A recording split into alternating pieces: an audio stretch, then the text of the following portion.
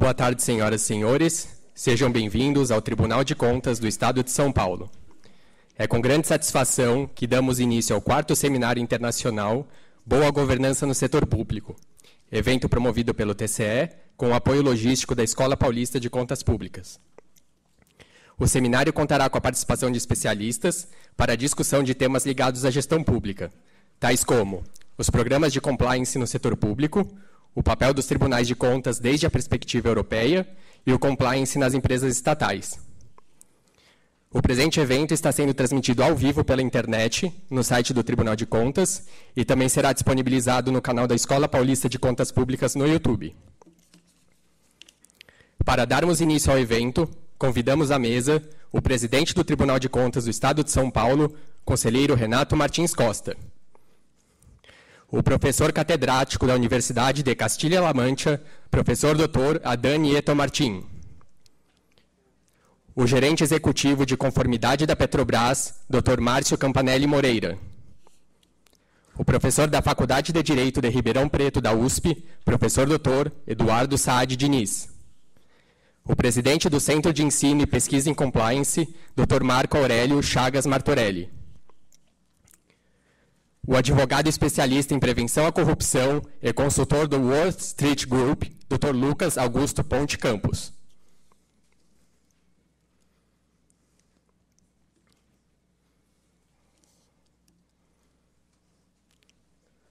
Por favor, queiram se sentar. Registramos a presença do conselheiro corregedor do Tribunal de Contas do Estado do Ceará, Dr. José Valdomiro Távora de Castro Júnior.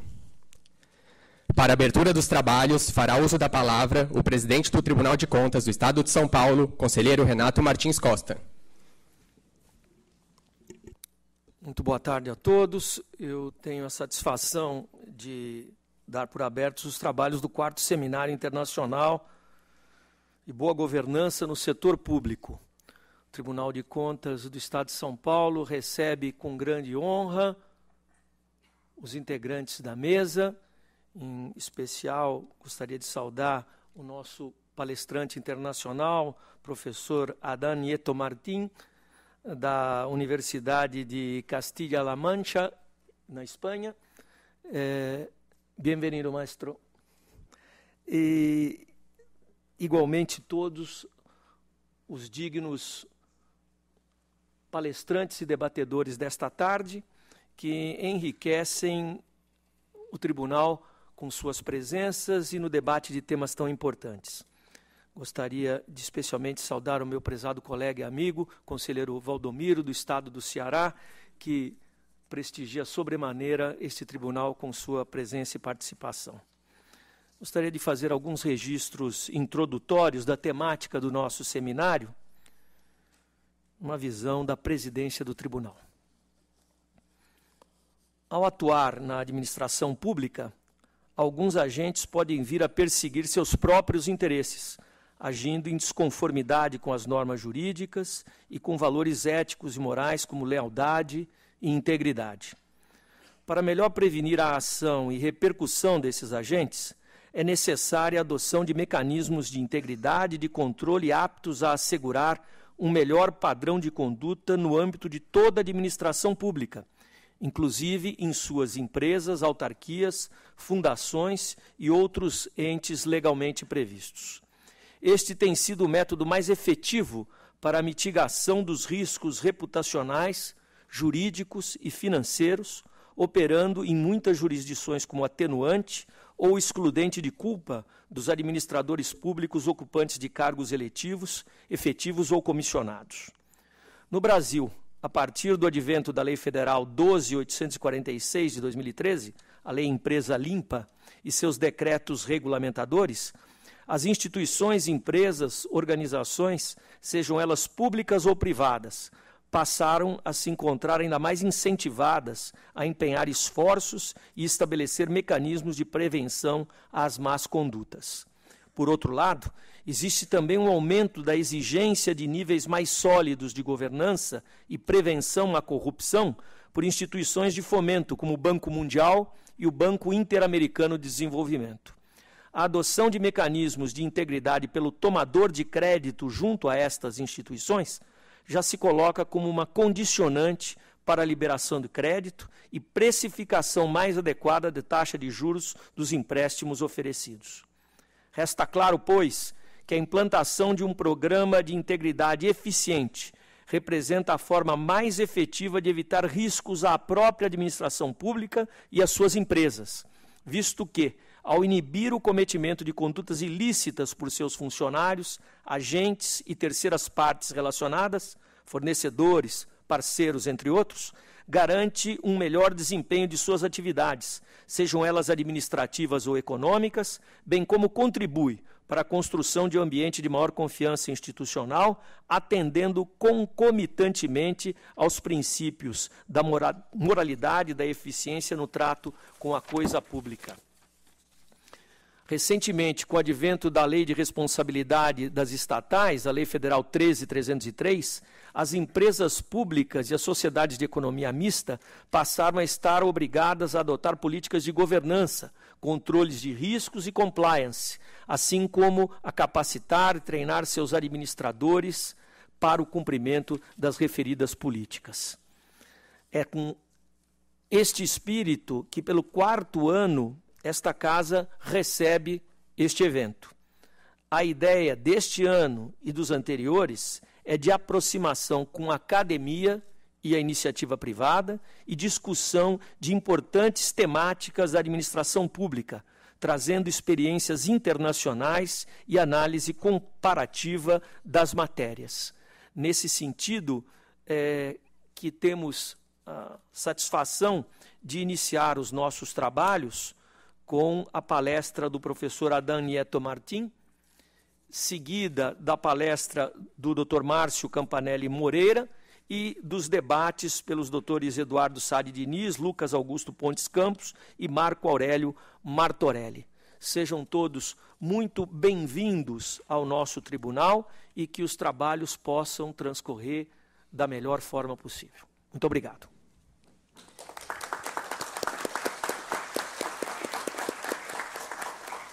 Agradecemos o presidente do Tribunal de Contas, conselheiro Renato Martins Costa, pela abertura do seminário, e agora a mesa será desfeita para darmos continuidade ao evento.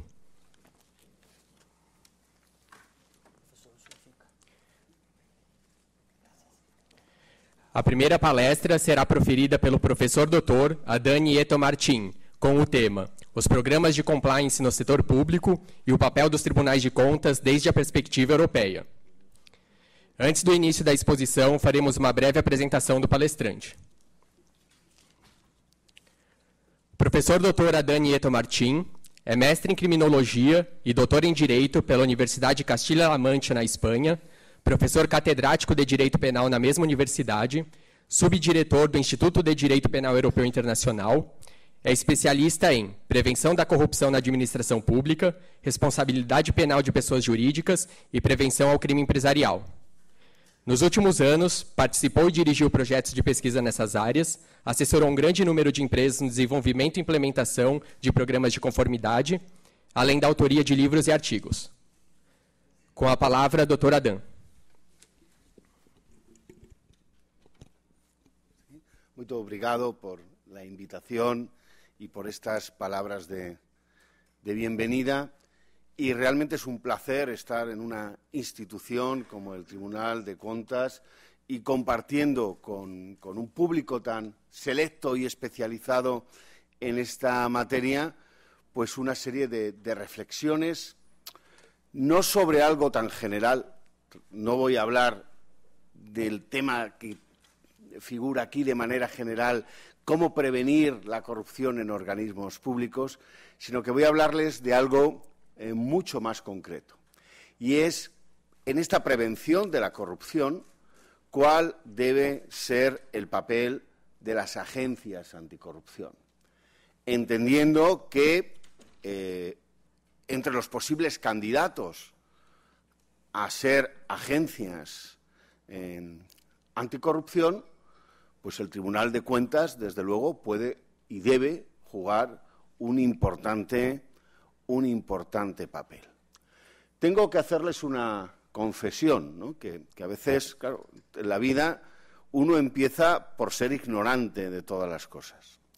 Y hace ya algunos años recibí una invitación para venir a la Universidad Getúlio Vargas, aquí en Sao Paulo. Era la primera vez que yo venía a Brasil y, obviamente, a Sao Paulo. Y aquel seminario que organizaba la Getúlio Vargas era sobre el diseño de agencias anticorrupción. Yo en aquel entonces, y fíjense lo nuevo que es la discusión, ni me había planteado que deberían existir agencias anticorrupción.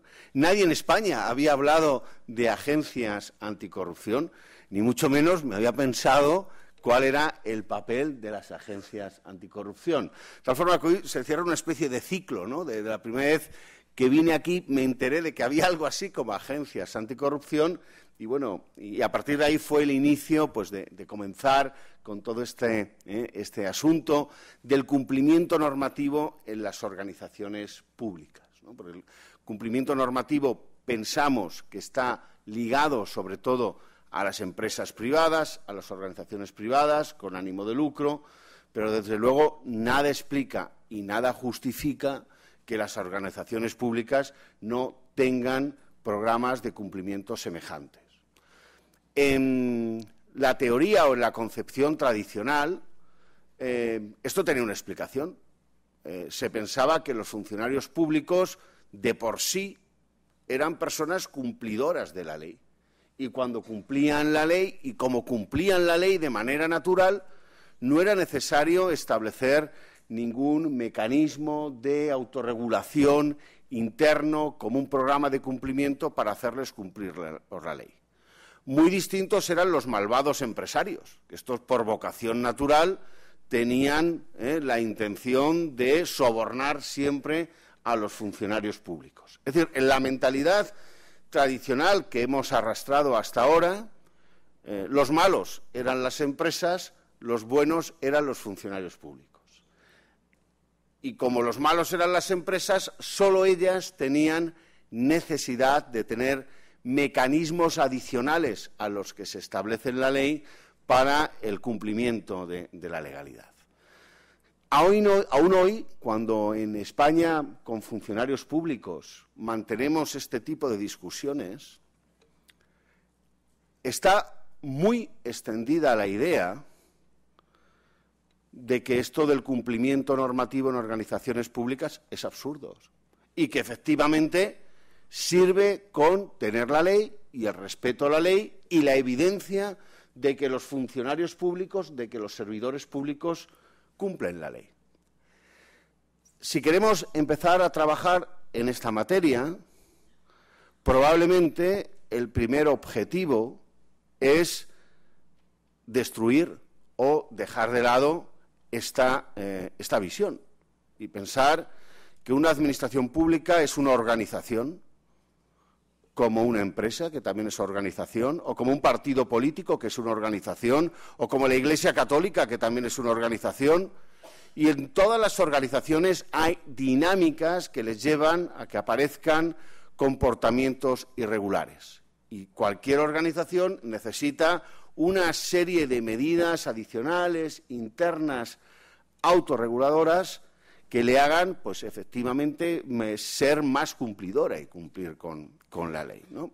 Esto me parece, no sé si en su país esto está superado, pero al menos en España no está en absoluto superado. Es decir, cuando uno empieza a hablar en España de estas cuestiones, lo primero que tiene que vencer es esta idea tradicional de que el funcionario, como pensaría probablemente Max Weber en Alemania, es alguien que por definición cumple la ley y que el resto de las cosas sobran. Pues bien, cuando yo vine aquí hace ya algunos años, no tantos, no crean, a Sao Paulo, en España no habíamos oído hablar de las agencias anticorrupción. Al día de hoy tenemos en España 5 agencias regionales anticorrupción. La primera y pionera la tenemos en Cataluña, en el 2008, una fecha muy temprana, pero si se fijan en las fechas que vienen ahí, todas estas agencias regionales, ahora explico lo que significa regionales, empiezan a surgir a partir del 2015. Curiosamente, la primera que surge, que es la de Galicia, la de la región de Galicia, la del Estado Federado de Galicia, si quieren, para entendernos, ¿no? Nosotros no tenemos un Estado federal, pero tenemos algo muy similar, que es un Estado de comunidades autónomas. Y las comunidades autónomas son más o menos, no entro aquí en mayores porque no es necesario, sus estados federales. Bueno, pues en el Estado Federal de Galicia aparece la primera. Y fíjense, la primera aparece como una, y sigue así, como una sección del Tribunal de Cuentas. El Consello de Contas de Galicia tiene una sección que es de cumplimiento normativo, de prevención de la corrupción. Después no, después las siguientes comunidades autónomas que han creado agencias anticorrupción han decidido hacer organismos específicos, autónomos, con este nombre. Probablemente porque esto dé una mayor propaganda política. Es decir, aquí también de lo que se trata, son todas muy recientes. En España ha habido muchísimos escándalos de corrupción, como también en Brasil y en otros países, y de lo que se trataba es demostrar que se hacía algo en la lucha contra la corrupción. Y claro, no es igual decir que se va a hacer una sección en el Tribunal de Cuentas que va uno a crear ex novo una agencia anticorrupción con una ley anticorrupción que marca su funcionamiento. Bien, entonces, de no tener ninguna, ahora tenemos 5 agencias anticorrupción. Probablemente, desde que no he mirado esto, haya nacido incluso alguna más y que no la tengamos aquí reflejada. Bien, pero ya no solo las comunidades autónomas, es que los ayuntamientos, los municipios, pues también quieren tener agencias anticorrupción. Y al menos los 2 municipios mayores de nuestro país, Madrid y Barcelona, han creado oficinas municipales, ya no lo llaman agencia, le ponen el nombre de oficina de transparencia y buenas prácticas, en el caso de Barcelona, o contra el fraude y la corrupción, en el caso de Madrid. Y en tramitación, aunque no va a pasar de tramitación, es decir, simplemente hay un proyecto de ley en el Parlamento que no va a ir a ningún sitio, está sobre la mesa la creación de una Agencia Nacional Anticorrupción. Realmente la creación de una Agencia Nacional Anticorrupción en España no sé si era necesaria, pero tras tener 6 agencias subestatales es necesario que haya alguien que coordine todas las políticas anticorrupción, si no podemos llegar al desastre. Es decir, que tarde o temprano tendremos también una agencia estatal anticorrupción. De aquí, la estructura del Estado en España es similar a la de Brasil, ¿no? Y aquí ya tenemos un buen tema para el debate. ¿Cuántas agencias anticorrupción queremos? ¿Una estatal? ¿Lo residenciamos a nivel federal? ¿Qué hacen los municipios? Esto es una buena discusión. Por ejemplo, en Italia es donde tienen la agencia anticorrupción más exitosa de toda la Unión Europea, la llamada ANAC. Es el ejemplo más importante de agencia anticorrupción con una clara presencia en la opinión pública. En Italia no es extraño levantarse por la mañana y oír al presidente de la ANAC en la radio o verle en la televisión porque hay un escándalo de corrupción y él está ahí en primer lugar. Es decir, es una persona que ha tenido mucho liderazgo y ha sabido en un periodo muy rápido de tiempo colocar la agencia anticorrupción italiana, la ANAC, dentro de las instituciones más importantes del país. Porque otro riesgo de la agencia anticorrupción es que muera plácidamente, languidezca entre todas las agencias administrativas que conocemos y que se cree por un impulso político, por una cuestión puramente simbólica, pero que al final no sirva para nada, ¿no? Pero esto no ha pasado en Italia. En Italia, por ejemplo, la agencia anticorrupción tiene un papel relevantísimo en la vida pública.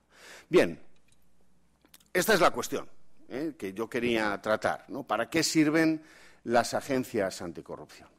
Y para abordar esto, déjenme primero que explique una cuestión preliminar, ¿no?, que tiene que ver con la estrategia de cómo se previene la corrupción. Fíjense, aquí hay dos columnas. En una empleo el nombre de infraestructura ética y en la otra el nombre de cumplimiento público. Cuando hablo de infraestructura ética, que es un nombre que tomo prestado del profesor Villoria, que es un experto en España en materia anticorrupción, estoy hablando de tener un sistema judicial eficaz, obvio, medios de comunicación que destapen escándalos anticorrupción, obvio, pero también una serie de medidas legales en materia anticorrupción. Y durante mucho tiempo habíamos identificado la lucha anticorrupción con hacer muchas leyes que tuvieran, hacer muchas normas que tuvieran como objetivo prevenir la corrupción. Por ejemplo, lógicamente, reformas y reformas del Código Penal. Obviamente también, y aquí esto es muy importante, la Unión Europea, reformas de la contratación pública, del derecho de contratos hechos sobre todo con las lentes de la prevención de la corrupción. La legislación de transparencia, normas sobre conflictos de intereses, normas sobre lobbies. Es decir, una forma de afrontar la lucha contra la corrupción es hacer muchas normas que probablemente sean necesarias, pero quedarse aquí. Las agencias anticorrupción tienen sentido porque pasamos a la segunda columna, porque en un momento determinado decimos, mira, no se trata con tener normas y más reglamentaciones. Las agencias anticorrupción tienen sentido porque vamos a apostar por la autorregulación de las administraciones públicas en materia de corrupción, que es lo que yo les decía al principio de mi charla, porque creemos que cada administración pública o cada empresa pública debe contar con su análisis de riesgos, debe contar con un código ético. Para algunos, el código ético dentro de una administración pública es otro anatema. ¿Para qué un código ético en la administración pública? Entonces, yo les suelo enseñar el código ético de la Compañía de Jesús. Digo, miren, la Compañía de Jesús tiene un código ético. ¿Por qué no va a tener la administración pública un código ético? ¿Acaso los jesuitas no son personas inclinadas también al cumplimiento de la ley y del deber? Pues por supuesto que sí, y tienen su código ético, ¿no? Pero algunos siguen sin entender los códigos éticos en la administración pública. Bien, entonces, las agencias anticorrupción tienen sentido cuando pensamos que tiene que haber dos estrategias, la de las normas, la de la infraestructura ética y la de la autoorganización y los planes de cumplimiento dentro de la administración pública. Bien, el que tenga que existir dos estrategias, aparte de antecedentes más remotos, que aquí no voy a citar, como los Estados Unidos, es algo que está presente en el Convenio de Naciones Unidas contra la Corrupción. En los artículos 5 y siguientes del Convenio de Naciones Unidas, claramente se pone de manifiesto que aquí hay dos temas distintos. Uno, el castigo de la corrupción, la regulación de la corrupción, la primera columna, pero también las normas de autorregulación. Y en estos artículos 5, 6, 8, 7, el Convenio de Naciones Unidas da una serie de medidas, un programa, sienta las bases de lo que es un programa de cumplimiento en materia de corrupción, da una serie de controles básicos para la selección de funcionarios públicos, para la contratación pública, habla de los códigos de conducta, pero también habla, y en primer lugar, e institucionaliza en el convenio de los órganos de prevención de la corrupción. Lo primero que nos dice es que tienen que ser, no nos dice mucho más, pero sí nos dice que tienen que ser independientes. Entonces, concibe estos órganos de prevención de la corrupción como una parte esencial del diseño y como una parte esencial del diseño dentro de esta columna de dotarse de normas de autorregulación en la administración pública. Bien, puesto que los necesitamos, incluso si hemos firmado el convenio, como es el caso de Brasil o España, los tenemos que implementar. Bueno, vamos a ver qué tipo de agencia anticorrupción queremos, cómo la hacemos, ¿no? Y aquí hay una serie de aspectos que todos debemos discutir en el diseño, en cualquier país. Luego, le podemos poner el nombre que queremos, fraude y corrupción, la podemos residenciar en un organismo que ya existe, puede ser un organismo nuevo. A mí esto me parecen ya cuestiones secundarias y en las que no entro, ¿no? Pero en el diseño abstracto hay una serie de puntos súper importantes. Primero, la independencia. Mirando lo que ha ocurrido en España, la independencia se intenta conseguir, en primer lugar, vinculando las agencias anticorrupción a los parlamentos.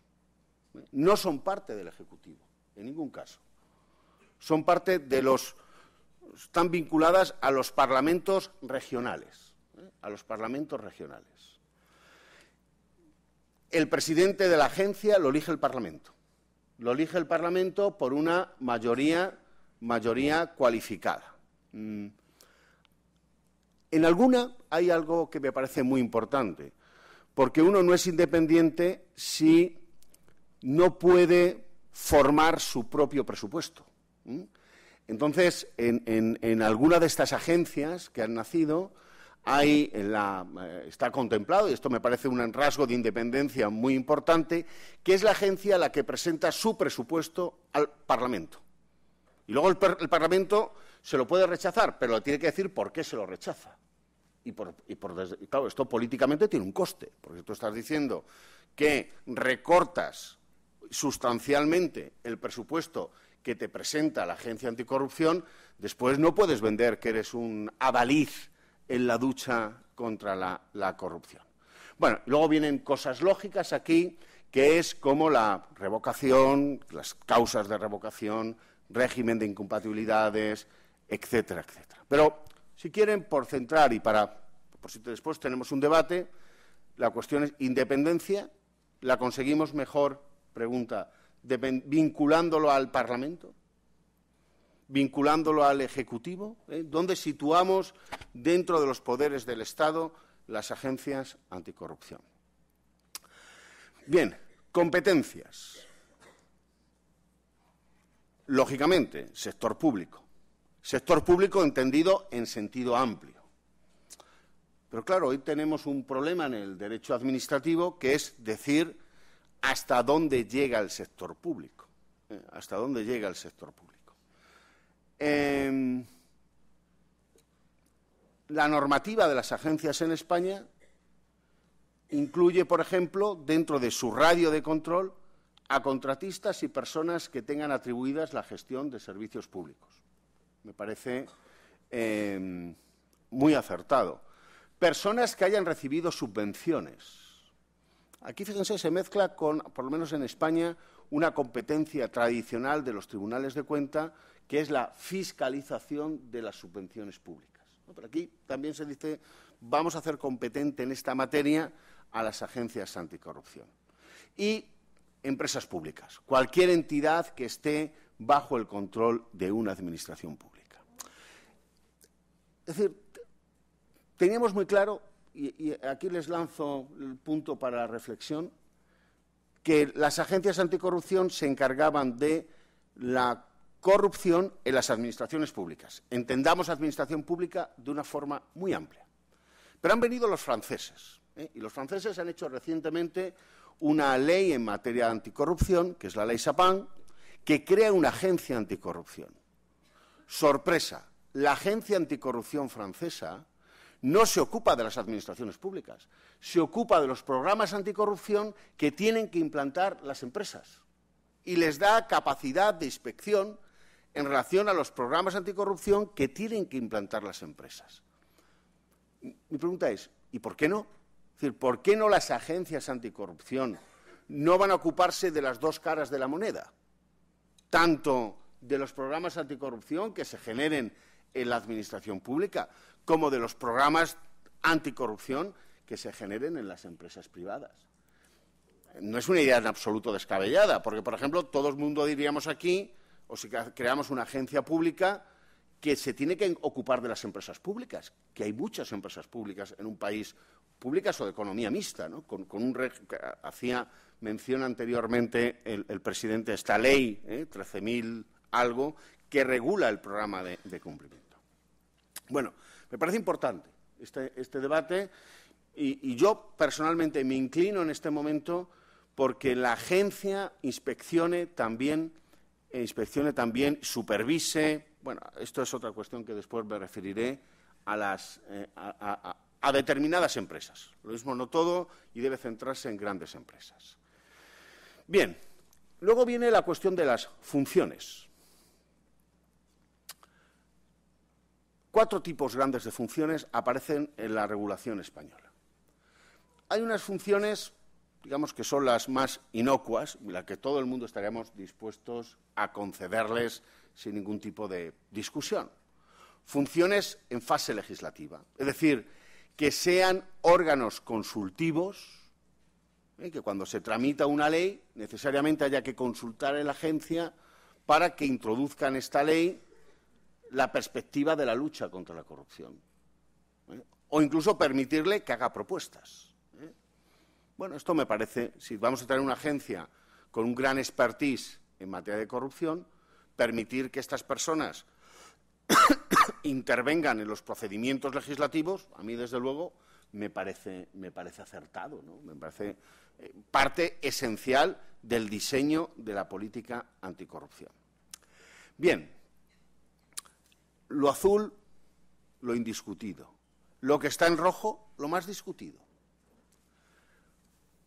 En muchas de las agencias que se han creado en España, cuando Cataluña, Valencia, Aragón, Madrid, Baleares, parece que lo que han querido crear es una especie de policía interna dentro de las administraciones públicas. Es decir, se han centrado mucho en darles competencias en materia de investigación, pero investigación interna de casos de corrupción o casos de fraude.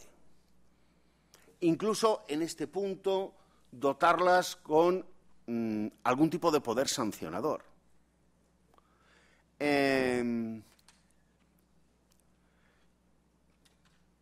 Bueno, a mí esta competencia me parece altamente discutible y no me parece necesaria.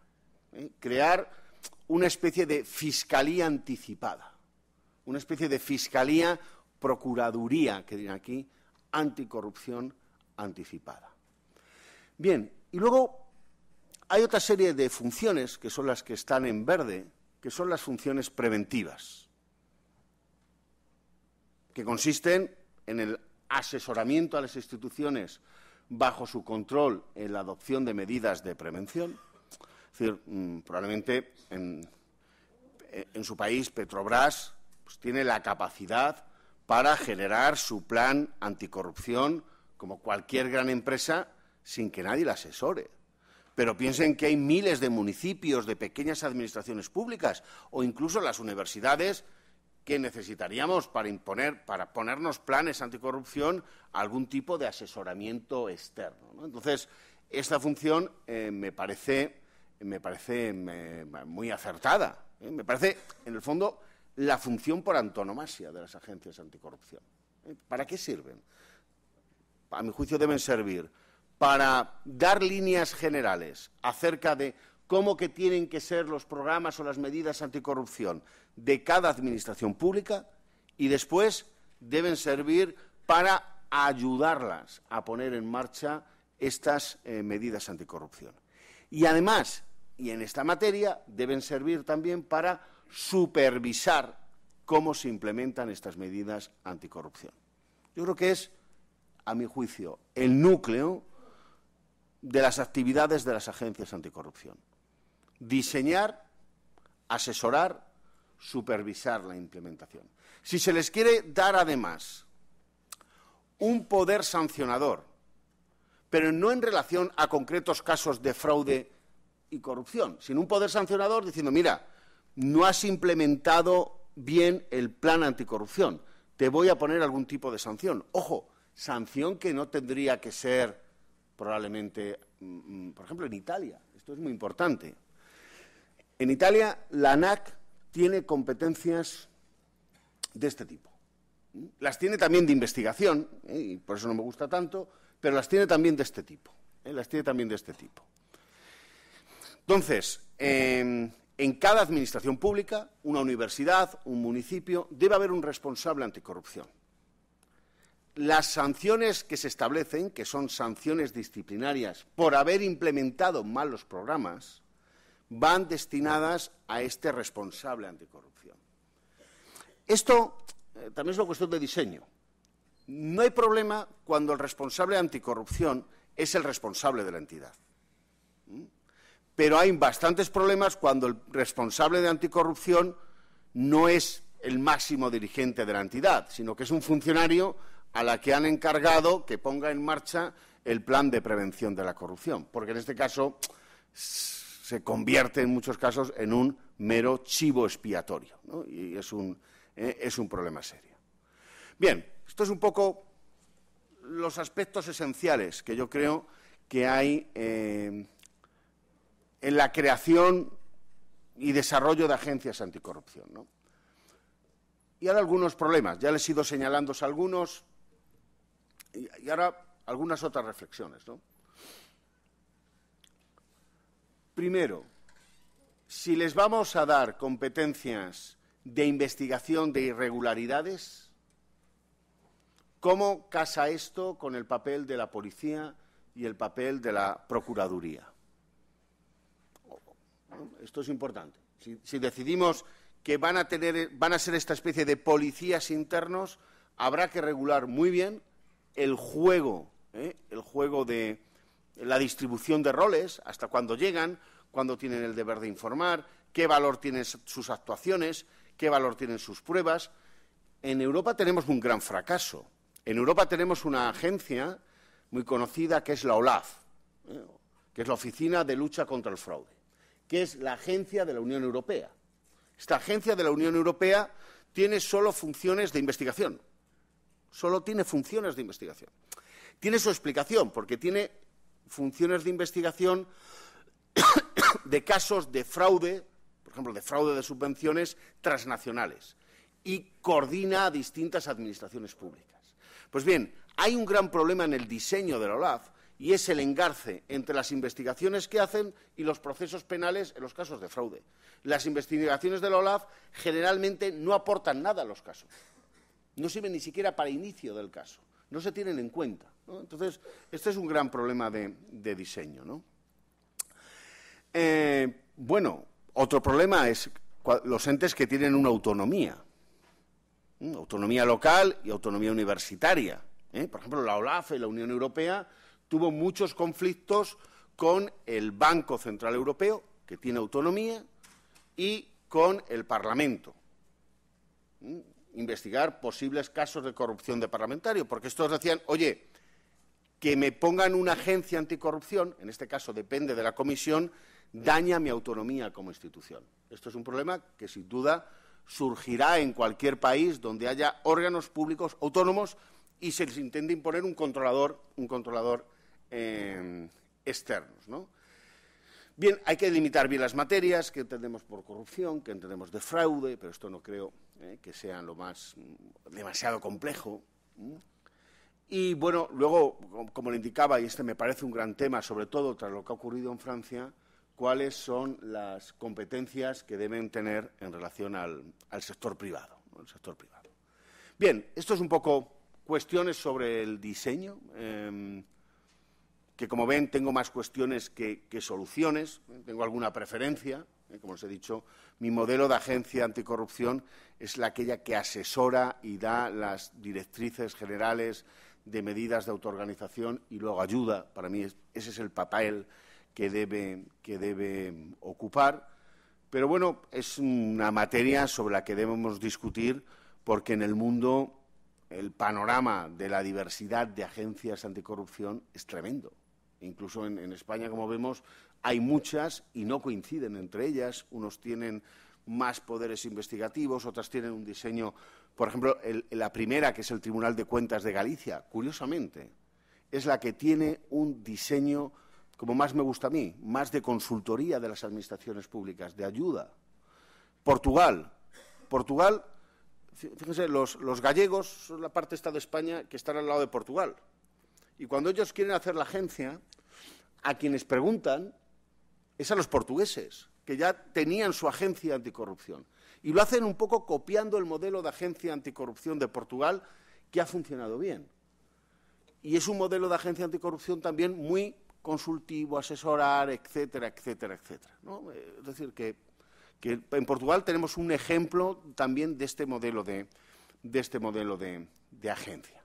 Bien, preguntas o cuestiones que yo les hago, que podemos debatir después, y con esto termino y les doy muchas gracias por su atención.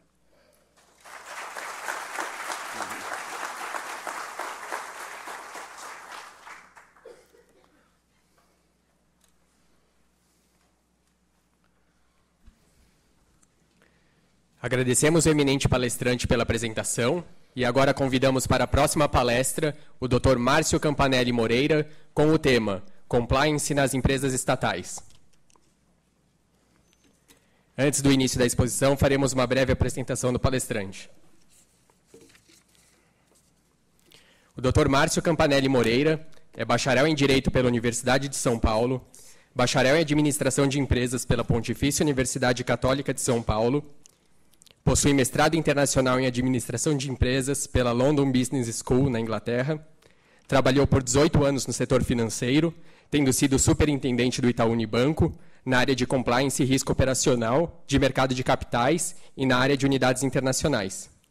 Assumiu a gerência executiva de conformidade da Petrobras em junho de 2015, sendo responsável pelos temas de conformidade, prevenção da corrupção, controles internos e apuração de denúncias para o Grupo Petrobras. Com a palavra, o Dr. Márcio.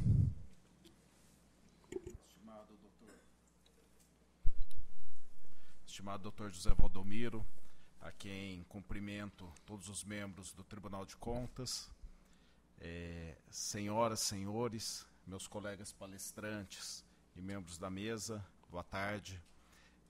É um grande prazer poder estar aqui hoje, fazendo essa discussão desse tema que, na minha visão, é tão caro para as empresas privadas, para as empresas públicas e para toda a sociedade brasileira. O tema do compliance, o tema da anticorrupção, o tema que a gente vai ter essa oportunidade de discutir um pouco agora à tarde.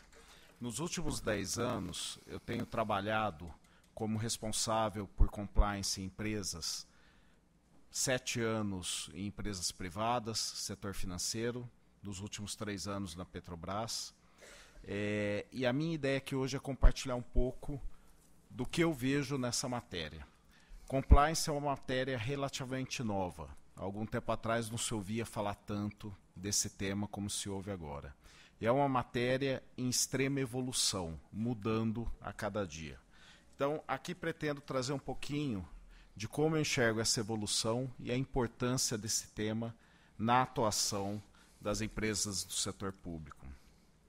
Aqui no Brasil, compliance, também chamado de conformidade em algumas empresas, começou muito com a ideia de cumprimento normativo, ou seja, uma verificação se as empresas estavam fazendo aquilo que elas eram supostas a fazer. Uma verificação se leis, se regras internas, se normativas estavam sendo atendidas e observadas pelas empresas dos seus processos. Agora, nos últimos anos, o compliance ele tomou uma forma nova. Compliance, eu diria que ele está cada vez mais parecido com o indutor de comportamento corporativo. Hoje, um programa de compliance é um conjunto de regras, procedimentos, sim, mas também códigos de conduta, códigos de comportamento corporativo, exemplos que vêm da alta administração da empresa para todos os seus empregados, que acabam definindo como a empresa se posiciona no mercado. E cada vez mais esse posicionamento da empresa tem gerado diferenciação. A gente vê inúmeras empresas, e obviamente a gente fala aqui talvez mais do compliance anticorrupção, mas a gente precisa pensar que compliance envolve várias áreas da companhia. Área de segurança, meio ambiente e saúde, que para algumas empresas é um setor de muito risco. O compliance trabalhista, o compliance legal, o compliance agora da proteção de dados pessoais. Temos uma nova lei no Brasil, esse ano uma grande regulamentação entrou sobre esse tema na Europa, e cada vez mais essas regulamentações, essas diversas áreas agindo juntos, levam a um posicionamento empresarial, a uma maneira de fazer negócio, a um comportamento dos empregados daquela empresa e da administração daquela empresa. Então, nessa ideia de que a gente não vai falar só de cumprimento normativo, mas sim também de comportamento, eu queria começar essa nossa reflexão pensando assim: por que o compliance é importante para uma empresa? Uma empresa estatal ou uma empresa privada? O que eu vou falar aqui, eu acho que ele é amplamente aplicado. Primeiro, e o talvez mais fácil de entender, é que o compliance vale dinheiro para a empresa. A maneira mais fácil de perceber isso, e o professor Adam mencionou esse ponto também, é a questão de financiamento das empresas. O mercado valoriza diferente empresas com programas de compliance diferenciados. Seja o mercado privado de crédito, bancos, seja o próprio mercado de capitais, os investidores que vão comprar um determinado título emitido pela empresa no mercado, e como a empresa trata o tema de compliance impacta diretamente na taxa de juros daquele financiamento. E um pouco mais além, as agências de fomento internacional, Banco Mundial, Banco Interamericano, um dos principais temas que eles verificam antes da concessão de um empréstimo para projeto é como as empresas tratam o tema de compliance. Então, de uma maneira muito simples de entender, ter um bom programa de compliance é benéfico para as empresas, também porque permite a captação de funding a um custo mais barato. Mas eu vou além da questão do funding. Mitigação de risco.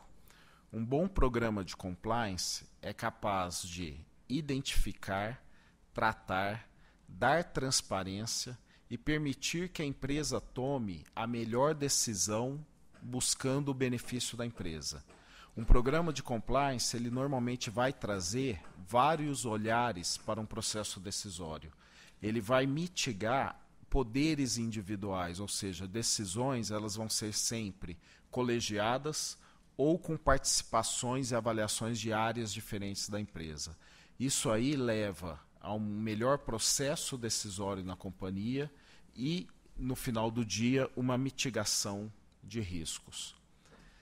Para os tomadores de decisão, para os administradores da empresa, você tem um reflexo claro, que é a segurança na tomada de decisão. É muito difícil um administrador conhecer todos os detalhes de tudo que acontece com a empresa. Mas na sua atuação diligente, se ele entende que o processo que gerou uma determinada proposta para a sua decisão seguiu as regras internas, teve participação de muitas áreas, teve avaliação de risco, se buscou a melhor proposta para a companhia, ele vai ter muito mais segurança para tomar essa decisão. E aqui eu trago uma reflexão, uma pergunta que eu ouço o tempo todo: o compliance não trava a empresa? Não vira muita burocracia? Não vira muito procedimento que acaba atrapalhando o funcionamento da empresa? E a minha experiência nesses 10 anos é exatamente o contrário. O compliance ele acelera o processo de tomada de decisão. Obviamente, eu não vou negar aqui que a implantação de qualquer novo processo numa companhia tem um período de ajuste. Mas uma vez implantado e funcionando, ele acaba permitindo que as empresas consigam atuar de maneira muito mais ágil e mais rápida. Eu comparo aqui numa analogia ao freio ABS dos carros. A gente compra um carro com freio ABS. Ele é mais caro. Isso normalmente ele custa um pouco mais. Agora, é para a gente andar mais rápido ou mais devagar? por que a gente anda com mais confiança numa velocidade um pouco maior com freio ABS? Porque você sabe que a hora que você precisar usá-lo, ele vai funcionar e não vai travar o pneu do carro. O programa de compliance de uma empresa dá essa segurança para o administrador, de que quando algo é identificado fugindo do padrão estabelecido pela empresa, aquilo vai ser tratado, vai ser dado transparência e vai permitir que a melhor decisão seja tomada. Então, programas de compliance, eles também têm permitido a empresas crescerem, a tomarem decisão de forma mais rápida e mais segura. E um último elemento desse valor do compliance para as empresas é a própria melhoria do processo da empresa, seja o que ela fizer. Porque na hora que existe alguém identificando, verificando, discutindo, ou várias áreas com olhar coletivo sobre como funciona a companhia, identificando internamente as suas fragilidades e trabalhando no aperfeiçoamento dessas fragilidades, você leva a um melhor processo. Cada investigação que acontece na empresa é uma oportunidade de melhoria de processo. Porque se aconteceu algum desvio, provavelmente aquele processo pode ter um ambiente de controle interno, como a gente normalmente chama, melhor. Então, a retroalimentação que o compliance permite na companhia é sempre na busca de melhorias de processos.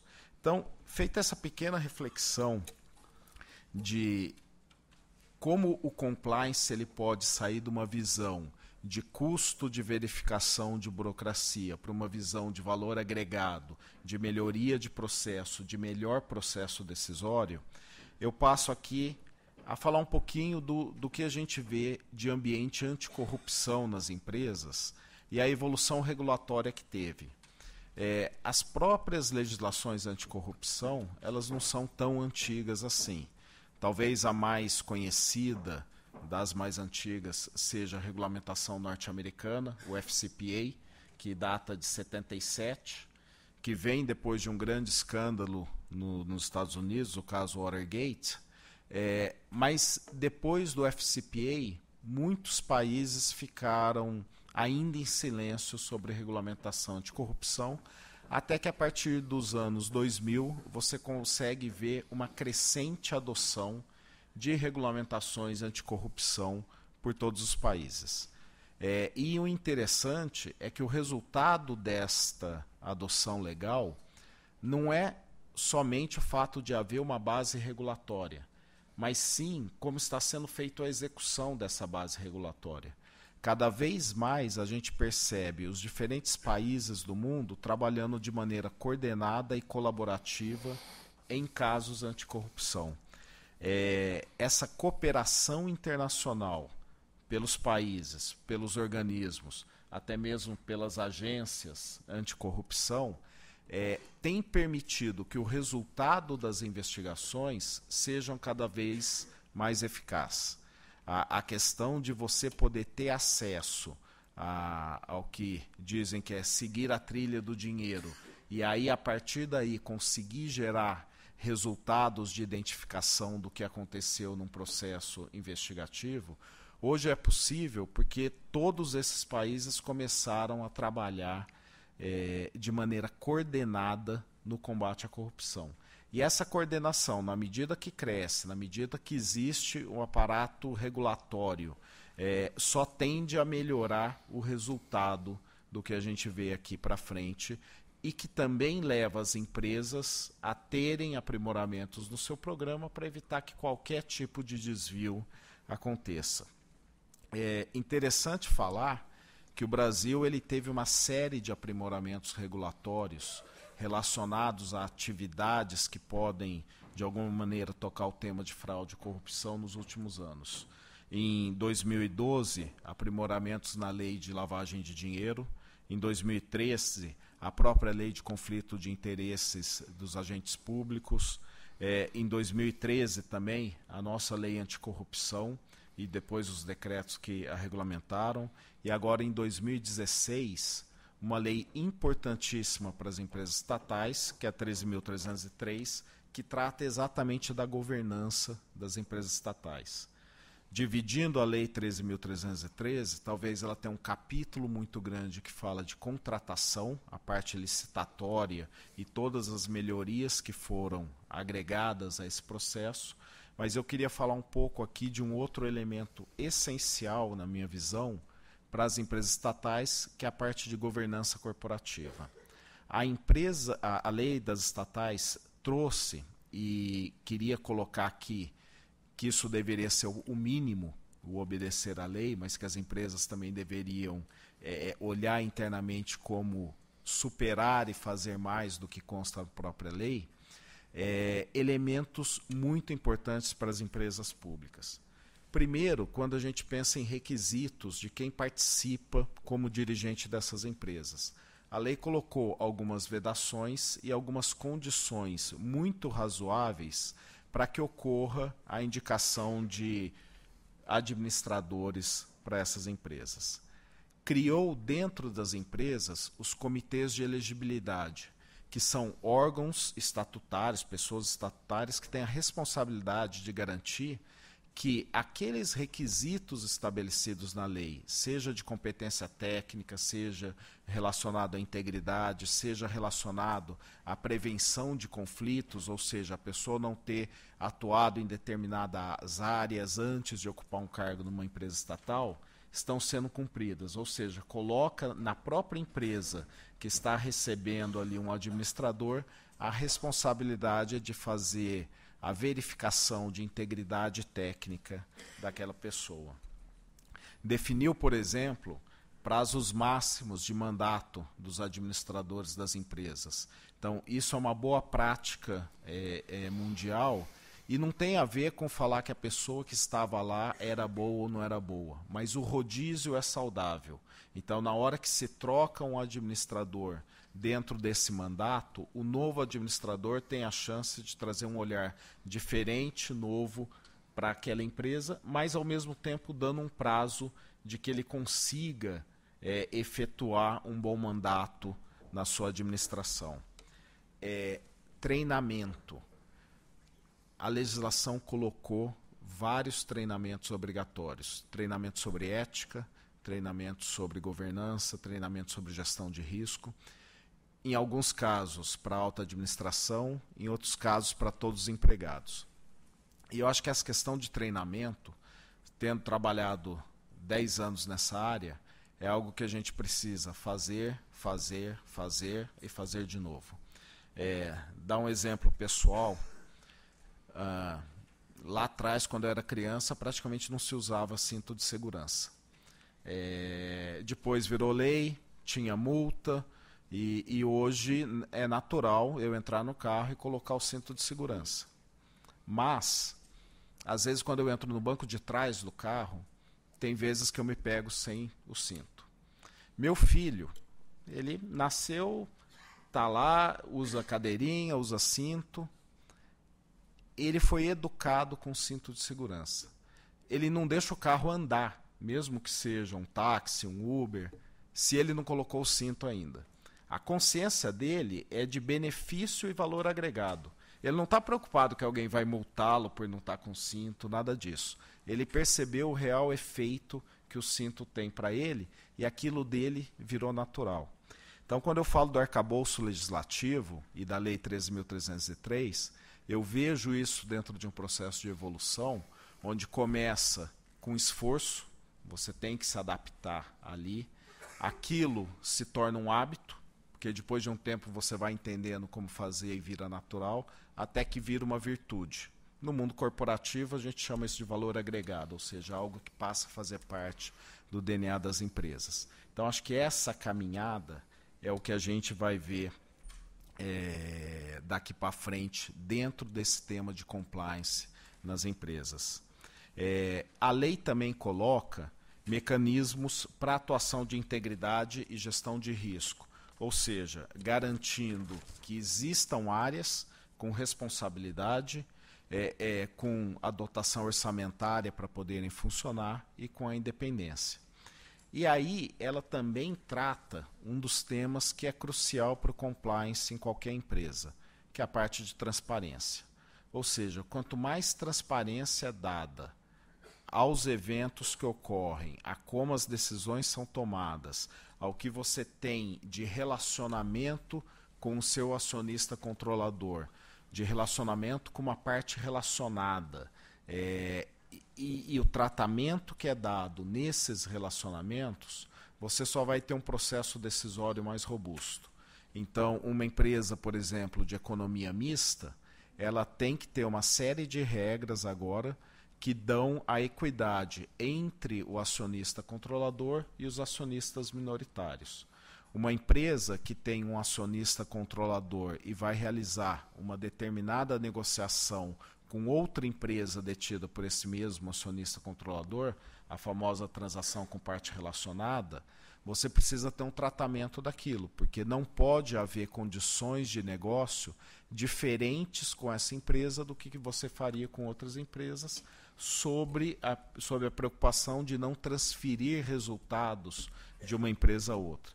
Então, todos esses avanços que a lei trouxe para as empresas, eles representam uma melhoria muito grande dentro da governança corporativa. Estabelece requisitos, por exemplo, como de porta-vozes, ou seja, critérios mínimos de como se divulga a informação de uma empresa. Algumas empresas estatais de economia mista têm o seu capital aberto na Bolsa. Então, ao fazer divulgações para o mercado, aquilo pode impactar o preço da ação. Existem regras e você tem que ter maneiras adequadas e pessoas designadas para falar em nome da empresa, seguindo essas regras de, primeiro, transparência e, segundo, informação isonômica para o mercado. Também existe o controle externo, não só de órgãos de controle, mas da própria sociedade sobre a empresa. Então, ela coloca uma série de requisitos de transparência no site e nas informações que vão para o público sobre aquela empresa. Falando em órgãos de controle, e estando aqui no Tribunal de Contas, um programa de compliance ele não funciona com a atuação de um grupo de pessoas.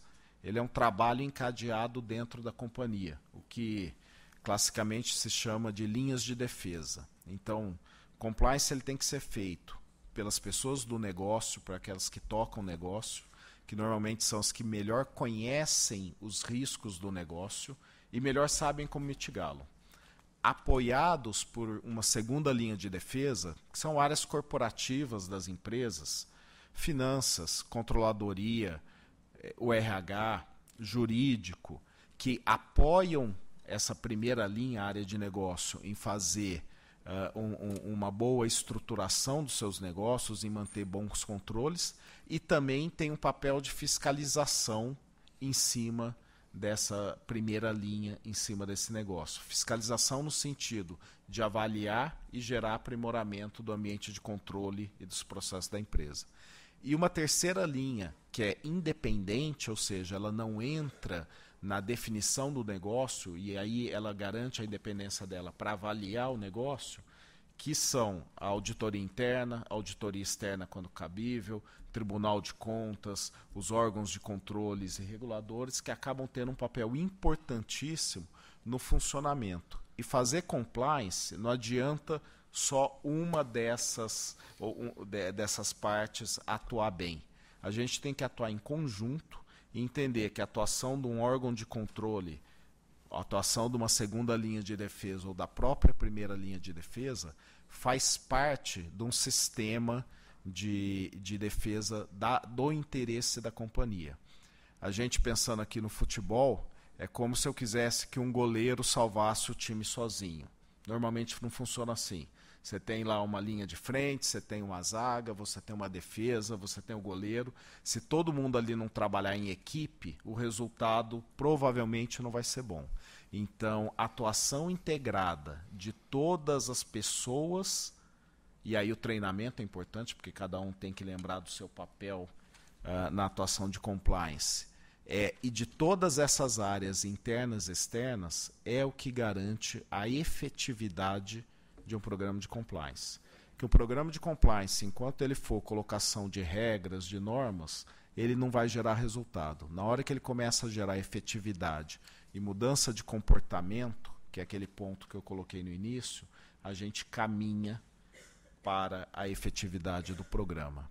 Então, só para colocar uma analogia final desse desafio que nós temos aqui pela frente de fazer a conscientização e integração de todas as linhas de defesa, eu queria fazer uma analogia do que aconteceu com o processo de qualidade há muito tempo atrás. 20, 30 anos atrás, começou a onda da qualidade. Os japoneses começaram a nos ensinar uma série de técnicas, qualidade total, just in time, era um monte de nome interessante para falar. Vieram as ISOs, certificação de qualidade nas empresas. Naquele momento, eu lembro que muita empresa comentava assim, isso daí só veio para aumentar a burocracia.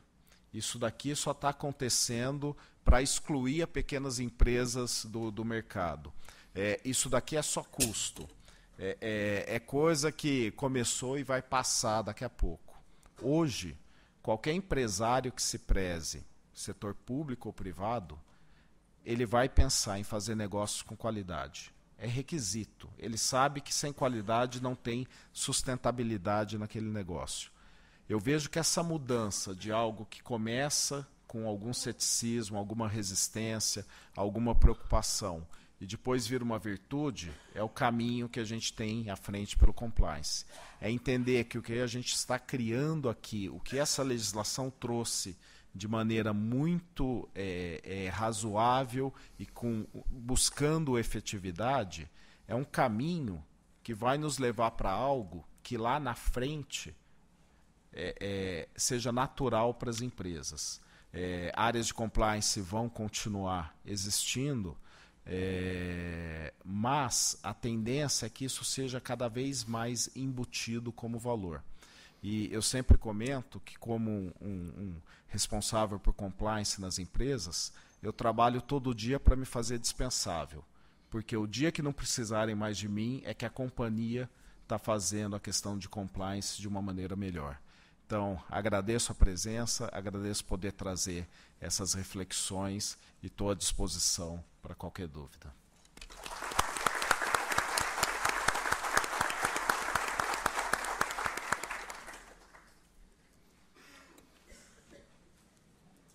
Agradecemos o Dr. Márcio Campanelli pela apresentação e agora convidamos à mesa para o painel de debates o professor da Faculdade de Direito de Ribeirão Preto, da USP, professor Dr. Eduardo Saad Diniz.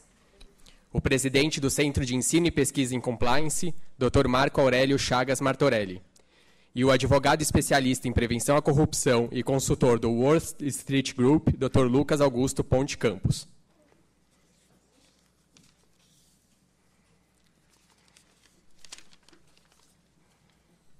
Antes do início dos debates, faremos uma breve apresentação dos componentes da mesa.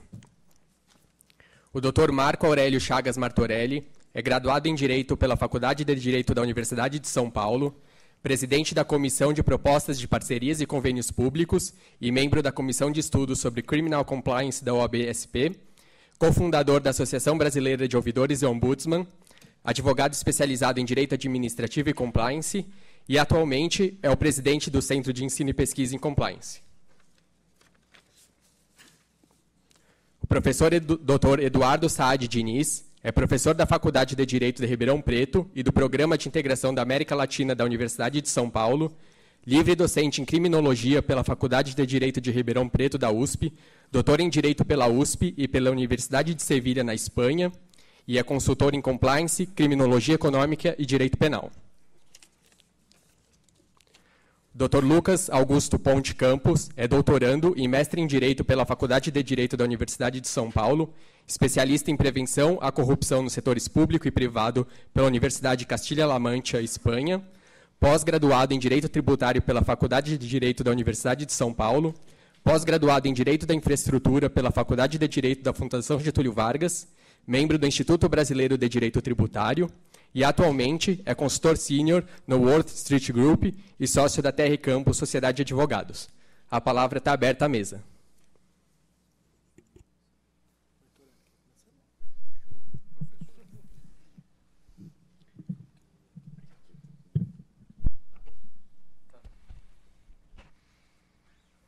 Bom, antes de tudo, Muito boa tarde aos presentes. Cumprimento a todos a figura do conselheiro Valdomiro.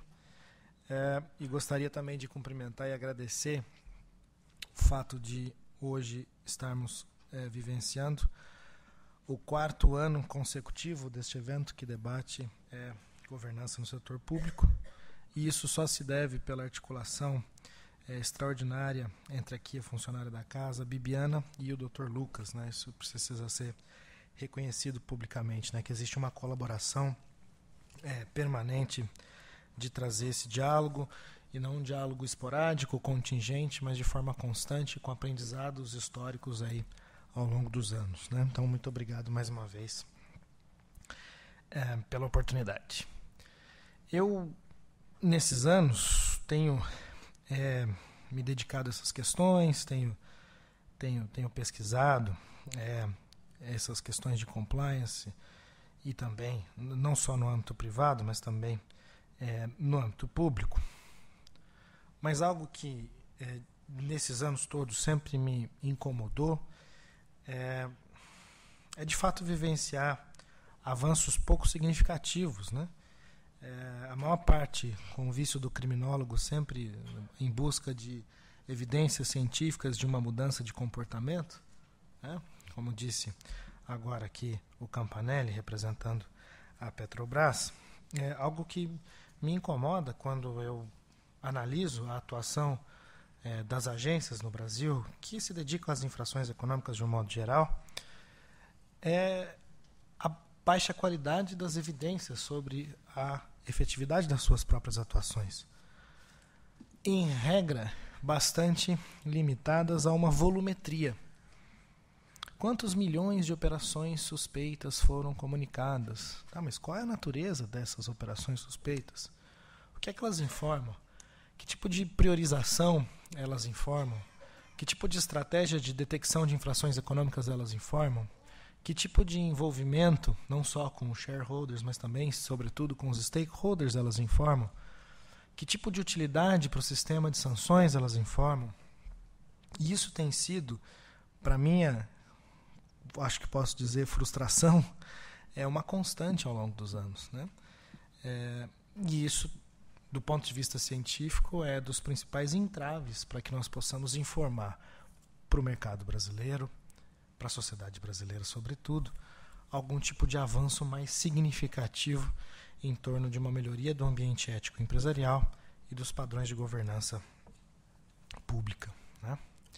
Então, esses pressupostos, ao longo dos quais estão envolvidos os programas de compliance, eles, em regra, mencionam a noção de autorregulação regulada, né? As formas como as entidades se autorregulam e se articulam com os padrões de regulação pública.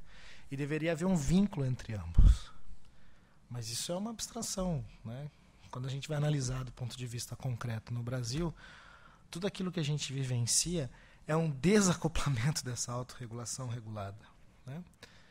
E os padrões de autorregulação, os protocolos de autorregulação, os protocolos de conduta interna, eles acabam gerando no ambiente empresarial e também no setor público uma certa, aquilo que nós criminólogos chamamos de subcultura de resistência à cooperação.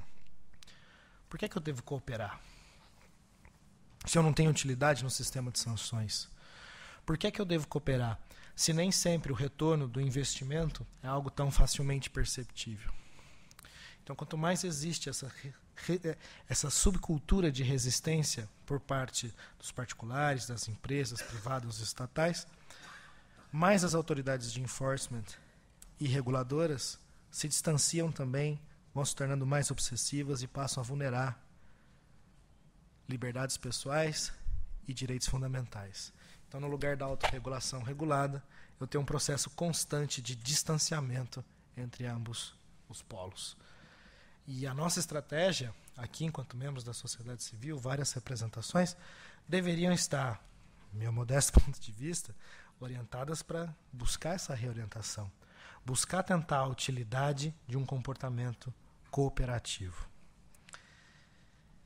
A professora Danieto, com um brilho daquele que é líder na pesquisa europeia nessa área, nos disse, olha, em regra a gente tem uma tendência à burocratização. E aí eu gostaria de lhe perguntar, aproveitando a sua presença aqui entre nós, se para tentar fugir um pouco dessa tendência à burocratização, do excesso de comunicações suspeitas, do excesso de investigações, do excesso de procedimentalização, de mais volumetria sem significado concreto, se nós não poderíamos introduzir como uma das funções preventivas das agências a avaliação da efetividade dos programas. E como é que nós poderíamos fazê-lo? Né? Por um lado e por outro. Como aproveitar esta atuação preventiva das agências para o sistema de sanções? O senhor está me acompanhando? Sim? Está bolando? Você pode olhar. Para o nosso sistema de sanções. Né? Justamente porque, do ponto de vista da articulação de um sistema sancionatório, e isso os dados vão demonstrar bastante claramente, tanto a lei anticorrupção e a lei de responsabilidade das estatais, a 13.303 de 2016, elas nos informam muito pouco. Né? Então, que tipo de aconselhamento, que tipo de caminhos nós poderíamos utilizar? E aí, aproveitando a oportunidade de fazer um cumprimento público ao Campanelli, de fato é disso que se trata mesmo, né? Mudança de comportamento para que nós possamos mensurar a efetividade dos programas de compliance. Eu só tenho uma questão de criminólogo, que é o fato de que a personalidade nem sempre é estável. O desenvolvimento da nossa personalidade ele é extremamente instável. Né? O pequeno furtador que se envolveu no tráfico, ele não começa um pequeno furtador que se envolveu no tráfico. Às vezes ele vende bala enquanto criança no semáforo, extorquido por determinada família. E ele só quer crescer e quer ter uma oportunidade de emprego formal e ele não conseguiu. E aí ele volta para a comunidade e na comunidade ele descobre que os seus vizinhos estão ganhando dinheiro com o tráfico. Ele fala, uau, agora eu encontrei uma oportunidade para me engajar no crime. Mas ele não quer se envolver no tráfico de forma permanente. E não significa porque ele se envolveu uma única vez que ele vai ser traficante para o resto da vida. Muitas vezes ele quer voltar e ele consegue ali uma articulação num emprego formal. Mas aí ele volta para casa e a sua irmã está envolvida em um contexto de prostituição porque ela tem que alimentar 3 crianças em casa. E ele fala, não, eu não quero ver a minha irmã envolvida num contexto de prostituição. Volto para o tráfico.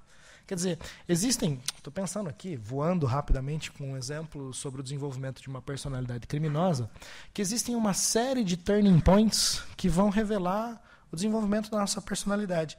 E não é diferente com o mundo empresarial. A empresa começa clean, depois ela se envolve em determinados esquemas, muitas vezes por um contexto conjuntural desastroso, depois ela se afasta, depois ela está submetida a contextos de extorsão. Né? Então, como que nós podemos lidar? E essa é a minha pergunta a alguém que tem a larga experiência que o senhor apresenta. Como é que nós podemos lidar com esse desenvolvimento da personalidade empresarial dotado de uma série de turning points, uma série de transformações possíveis? E o grande desafio passa a ser não apenas lidar com aquilo que as empresas fazem de bom, mas com aquilo que as empresas fazem de ruim. Como é que a gente lida, basicamente, a questão, Campanelli, com o erro no ambiente empresarial? Porque o clássico da ética negocial é que coisas ruins também acontecem com boas empresas. O famoso shit happens. Coisas feias acontecem. Né? Então, nessa tentativa de diálogo com os dois aí, eu só gostaria de mais uma vez reforçar a essa casa o nosso compromisso, sobretudo na Faculdade de Direito de Ribeirão Preto da USP, em prol de uma construção um pouco mais, aí sim, efetiva de um modelo de prevenção às infrações econômicas no Brasil. Muito obrigado.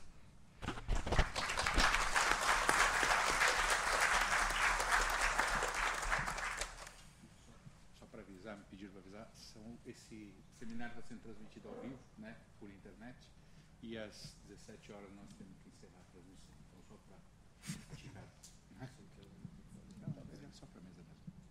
Achei que fosse cortar minha palavra. Por favor.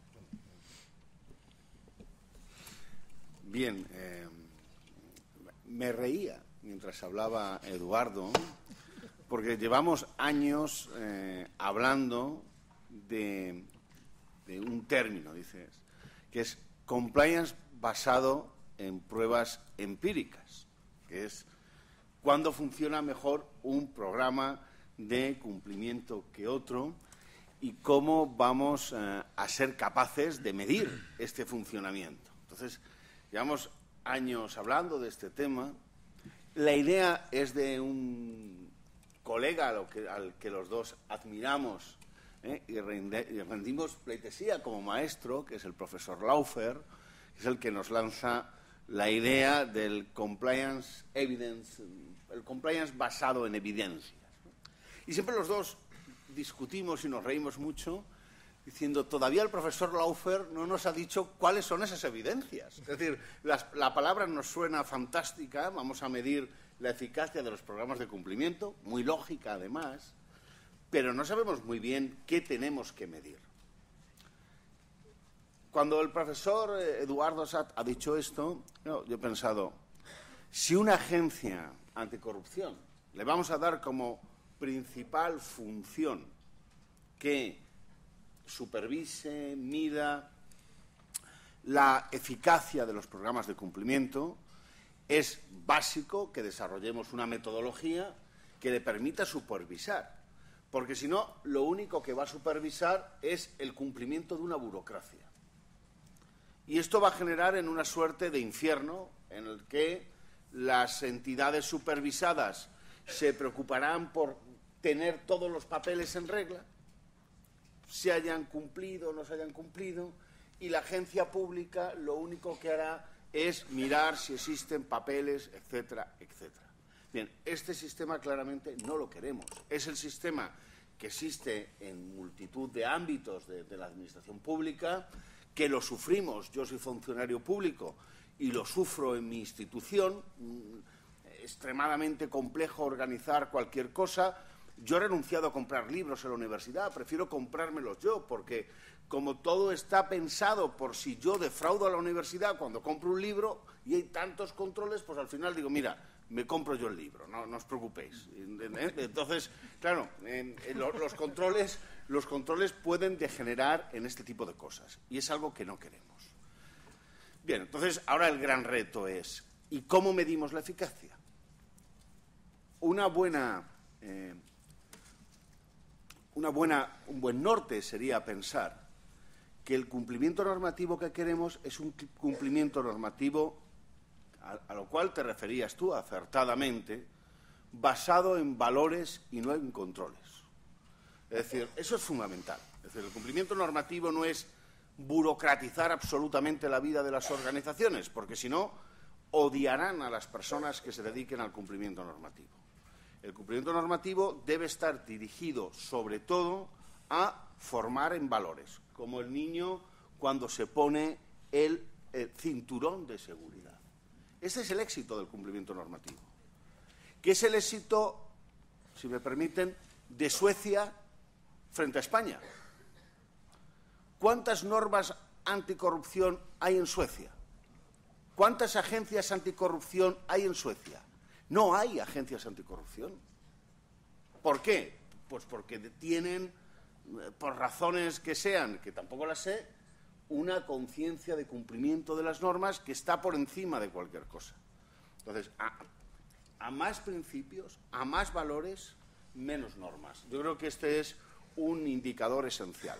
Yo a veces, un poco en tono de humor, digo, mira, si tuviéramos que hacer, en vez del ranking que hace Transparencia Internacional, que lo hace basado en opiniones, etcétera, hiciéramos un ranking de cuántas normas anticorrupción tiene cada país, seguro que los países con más normas anticorrupción tienen más corrupción que los que no tienen normas anticorrupción. Nos daría unos resultados muy parecidos, porque el exceso de normas implica que no hay valores y que no hay principios de comportamiento. Entonces, bueno, yo creo que este es un gran principio para medir la eficacia, ¿no? En cada organización, indudablemente el liderazgo me parece otro principio básico, ¿eh? ¿Por qué? Porque solo se crean valores cuando hay un liderazgo al que claramente vemos que propugna esos valores. Si los líderes de la organización no están comprometidos en que esos valores imperen en la organización, desde luego todo es papel, todo es papel.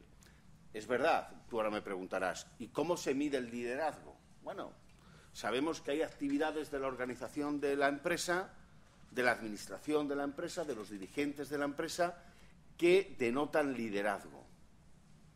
Su estar presentes en la formación, organizar actividades, el transmitir a los demás la importancia de que esto del cumplimiento de las normas es tan importante como ganar dinero. Es, en definitiva, lo que hay que transmitir. Hombre, también algunos aspectos cuantitativos. Por ejemplo, yo creo que el canal de denuncias de cada organización es una especie de termómetro que nos mide cuál es la confianza de las personas en el sistema de cumplimiento. Si el canal de denuncias de una organización, pública o privada, es utilizado, es porque las personas de esa organización creen que de verdad esto del cumplimiento va en serio y por eso arriesgan su profesión, el tener conflictos, que es lo que puede traer consigo denunciar los hechos, y denuncian. O sea, es un buen indicador, cuantitativo, pero nos dice mucho de cómo perciben los miembros de la organización la importancia del cumplimiento normativo. Desde luego, cuando no hay denuncias, quiere decir que nadie se cree el cumplimiento normativo. Nadie se cree el cumplimiento normativo. Bueno, sanciones que se imponen. Es decir, sí que yo creo que pensando, podemos ponernos de acuerdo en una serie de indicadores que nos permiten evaluar, y no una evaluación al uso. Es decir, la supervisión administrativa, y es algo que tenemos que cambiar, es una supervisión de papel, de demasiado papel. Y esto no va a ningún sitio. Hay que cambiar por un sistema de supervisión administrativa mucho más dialogado, mucho más que se pongan encima los problemas que realmente existen, sin ningún tipo de tapujo, y que sea una evaluación dedicada a medir una serie de indicadores muy determinados. Y no, bueno, y esto probablemente en un tribunal de cuentas saben también mucho de esto, de cantidades ingentes de información, ¿no? Es como cuando a uno le dan un proyecto de investigación. Cuando yo los proyectos de investigación de la universidad los tengo en una carpeta que pone gestión, no la tengo en la carpeta de investigación. ¿Por qué? Porque un proyecto de investigación supone burocracia, y más burocracia, justificar gastos. Y eso es lo que miden. Nadie me pregunta cuando me da un proyecto de investigación, oye, ¿y de verdad has descubierto algo? Esa pregunta no existe. Existe, ¿cuánto pagaste el dinero del café en el Coffee Break? ¿No te excediste en el dinero de la cena? ¿Cuándo tal? Entonces, al final, ¿qué crea eso? Crea, a veces lo digo, falsedades documentales, porque ya a lo que a uno le obligan es a ir... Bueno, entonces no debemos caer en ese tipo de supervisión, tenemos que ir a un tipo de supervisión mucho más de valores y de objetivos que de papeles. Eso me parece esencial. Acho que pouco a agregar aqui, mas pensando muito em cultura corporativa, que eu acho que é um elemento importante, a gente fala muito de tolerância zero. Tolerância zero é um conceito que, no fundo, o que ele implica assim, é melhor você não começar, porque depois de reverter o início de algum ato em desacordo com as regras corporativas, é muito difícil reverter. E eu vou... Acho que alguns já devem ter visto um filme do Lobo de Wall Street, do Scorsese, com o Leonardo DiCaprio. E aquilo é baseado num fato real. O Jordan Belfort é O Lobo de Wall Street. Ele escreveu o livro que acabou gerando o filme. E tem uma entrevista, a gente acha no YouTube, dele, e aí perguntam para ele, mas, assim, por que ele fez tudo aquilo que ele fez? E ele depois foi preso, condenado numa investigação do FBI. Hoje ele é consultor, dando palestras. Não, acho que não precisa. Só fazendo um resumo rápido aqui. Mas ele fala o seguinte, que o primeiro desvio dele foi sobre uma transação irregular que acabou acontecendo.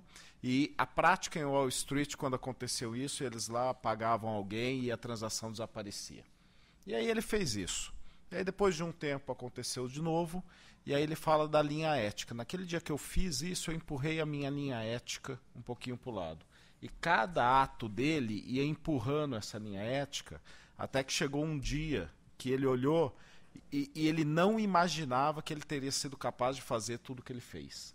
Então, no mundo corporativo, eu acho que a tolerância zero no sentido de capacite as pessoas, treine, dê uma sinalização clara dentro do seu programa que a cultura corporativa ela não tolera o desvio ético. Ela aceita o erro e ela trabalha bem com o erro não intencional. Mas o desvio ético, a conduta ilegal, quando feita, ela tem que ser combatida. Por quê? Porque você evita esse início do desvio da linha ética. Porque mais para frente começa a não ser fácil separar as duas coisas. E acho que aí a gente acaba entendendo que empresas são feitas por pessoas, mas separando a pessoa jurídica da pessoa física. A pessoa jurídica ela tem todo um arcabouço de retomada de negócio, de voltar a fazer, e geralmente quando uma pessoa jurídica tem um problema e coloca mecanismos de compliance, ela acaba saindo fortalecida desse processo. Com as pessoas físicas, o mundo corporativo, normalmente, na dúvida, tira a dúvida. É muito comum em empresas, e aí principalmente em empresas privadas, não estou falando aqui tanto do setor público, assim, você nem apura. As investigações vão acontecer, mas você nem espera a apuração. Você tem lá o corpo diretivo, os administradores, e você troca todo aquele corpo, não acusando-os de ter feito algo irregular relacionado àquele problema. Mas que assim, de alguma maneira, aqueles administradores não foram capazes de prevenir e dar o tom correto que evitasse que aquilo acontecesse. Então é um pouco de simbologia de falar, olha, tem um novo grupo aqui que vai construir essa mensagem. Às vezes é cruel com as pessoas, mas no mundo corporativo privado, isso é uma sinalização que é dada, e não falando que eles foram parte ou fizeram coisas erradas, mas a função primordial deles era dar o tom da alta administração, que deveria manter ali a linha ética acima de qualquer ponto. Lucas, eu? Quem vai? É você?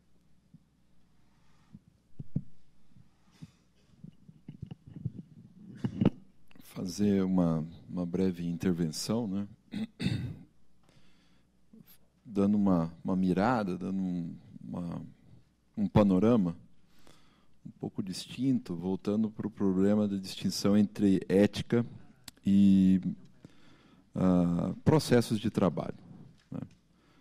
Às vezes a gente fala muito sobre a questão de anticorrupção, prevenção à corrupção, prevenção a ilícitos dentro das organizações. Eu compactuo e utilizo do termo do professor Adam, inclusive quando eu escrevo, não fazendo distinções entre as organizações, né? E esse é um erro recorrente nosso, muito próprio dos advogados, né? Dos juristas, por assim dizer, né? De fazer essa segmentação das organizações. Porque isso causa... isso põe um muro, né? Põe um muro onde dá a entender que existem âmbitos um pouco melhores, um pouco mais rígidos e âmbitos mais limpos. E esse é um defeito grave da administração pública brasileira.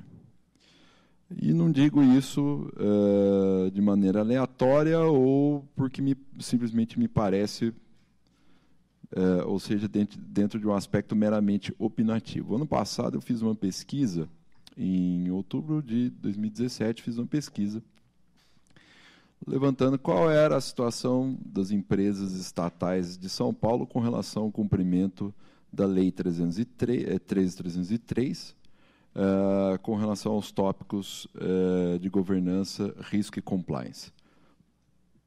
Poucas delas sabiam do que se tratava para começo de conversa. Sabe qual é a diferença que nós temos hoje?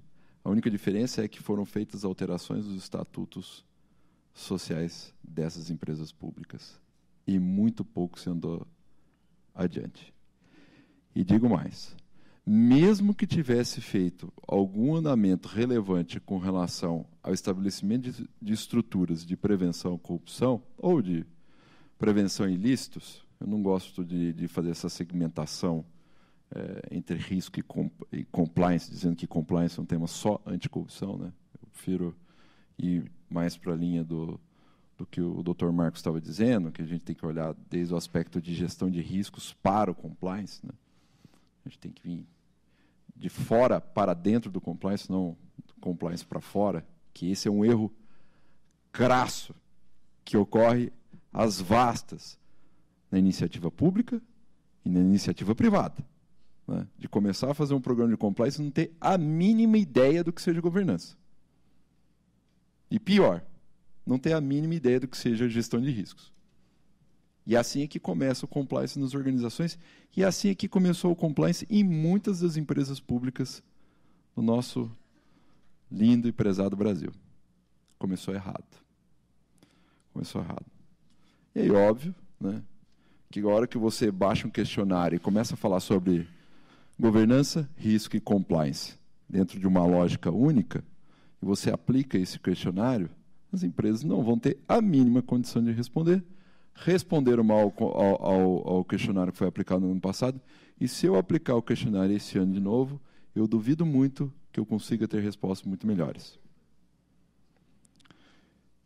E não digo isso assim de maneira excessivamente admoestatória, porque a lei veio a ser promulgada em 2016 e houve uma, vamos por assim dizer, uma vacatio legis de 24 meses para a implementação dessas soluções todas. Isso não sai só do plano dos municípios, porque é tarefa principal aqui do Tribunal de Contas do Estado de São Paulo, mas também é uma dificuldade muito grande no plano estadual. E pior, o Dr. Marcos está aí para ser testemunha, também é uma tarefa que não foi implementada nas mais variadas empresas estatais no plano federal. Muitas delas reclamam, muitos dirigentes reclamam de uma coisa que me parece que a proposta do professor Dan vem dar uma resposta adequada. Tivesse tanto o legislativo, ou ainda, pior, no Brasil até poderia ser o executivo, isso é uma discussão mais acadêmica e às vezes desnecessária, tivesse o executivo ou legislativo estabelecido um corpo de apoio, que seja um birô, que seja uma oficina, que seja um escritório, não importa o nome, mas que desse apoio às atividades de prevenção e não tivesse um viés de punição, eventualmente nós teríamos evoluído, tivéssemos um passo melhor com relação à implementação da Lei 13.303. Nós ofertamos cursos já há alguns anos, né, professor Eduardo? E as reclamações recorrentes das pessoas que trabalham nessas empresas públicas é sempre a mesma. Estamos abandonados. Não só estamos abandonados porque nós não temos uma oferta de pressupostos, professor, de financiamento para implementar essas soluções de integridade, como também nós não temos preparo e não temos incentivo para isso. Ou seja, o problema do tone from the top, Dr. Marcos, esse problema não está superado no Brasil. mas não está superado no Brasil com relação às empresas públicas e sociedades de economia mista, porque ele não é uma pauta prioritária no campo político. E disso eu entendo bem, porque eu convivo com políticos. E vejo que, para eles, você fala assim, olha, tem um problema de prevenção à corrupção. Eles falam assim, nossa, interessante esse tema, né? Mas não passa disso. Não passa disso. Não vai um passo além, um step further. Não chega em lugar nenhum. Barra ali. Nossa, que tema interessante. Num país que tem 208 milhões de pessoas, nós tomamos um belo baile de um país com 46 milhões de pessoas, a Espanha. Porque a Espanha, as comunidades autônomas tiveram iniciativas isoladas de estabelecer essas estruturas de apoio, uma boa parte delas, mas também de investigação, de repressão, não importa, mas estabeleceram e foram adiante. E levamos um baile dos nossos patrícios portugueses. Um país que, se não me engano, hoje Portugal não tem mais de 20 milhões de habitantes. 9 milhões. 9 milhões. A população de Portugal é menor que a população de São Paulo. Se somar a grande São Paulo, Portugal não tem uma população maior, excluída São Paulo, só os municípios do entorno. Portugal tem um escritório, né, que seria oficina, mas é o escritório, que opera de maneira a apoiar os distritos, né, lá que são seriam os equivalentes nossos, as entidades menores que a própria federação, os distritos, as freguesias. Curioso. Olha o nível de comprometimento que nossos patrícios, que nos ensinaram muita coisa, inclusive a corrupção, e não sou eu que digo isso, são dezenas ou centenas de sociólogos dedicados ao estudo do fenômeno da corrupção, né, que nos ensinaram a corrupção direitinho. O que nós fizemos diferente deles desde o momento em que eles se desgarraram desse cancro? No que nós evoluímos? Nós temos um interesse muito baixo,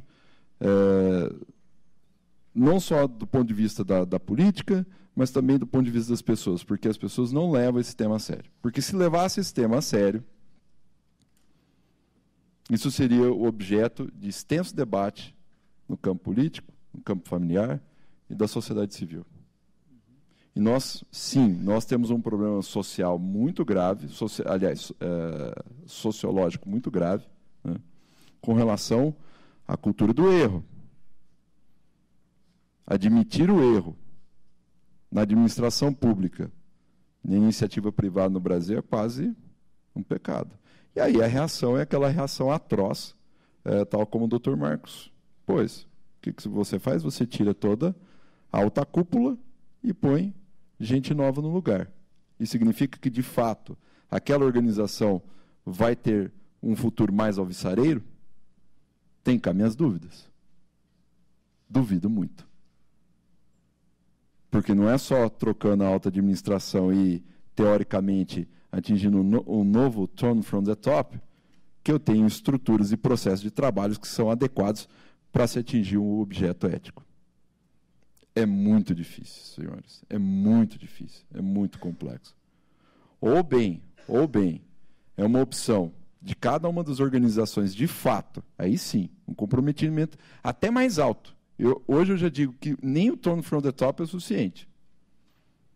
Ou bem, existe um comprometimento da parte de cima, de alta cúpula, e também da base da pirâmide, de qualquer estrutura organizacional, ou nós não temos condição de suprir essa tarefa de estabelecer soluções de integridade efetivas dentro das organizações. Essa é a minha opinião. E tenho sentido isso, tenho visto e percebido essa questão da resistência, né, professor? Ele recalca como o nível de força para estabelecer uma nova cultura, ele até é bastante, não é pouco, mas não é o suficiente para jogar aquela pá de cal, né? Aquilo é resistente, é igual aquela bactéria que ganha resistência porque você não usa o antibiótico na dose correta e com a frequência correta. E vai ganhando resistência, resistência e driblando. A hiperburocratização, o fenômeno da hiperburocratização, interessa ao corrupto. Porque é ali que ele joga. Ele joga debaixo da hiperburocratização. E não num cenário de autorregulação regulado. Quer dizer, essa heteronomia versus autonomia, se bem projetada, leva a cenários alvissareiros. Mas, na verdade, o que nós vemos e observamos, principalmente na administração pública, é uma hiperburocratização. Esse é o fenômeno observado. Bem, essas eram as minhas contribuições ao debate de hoje.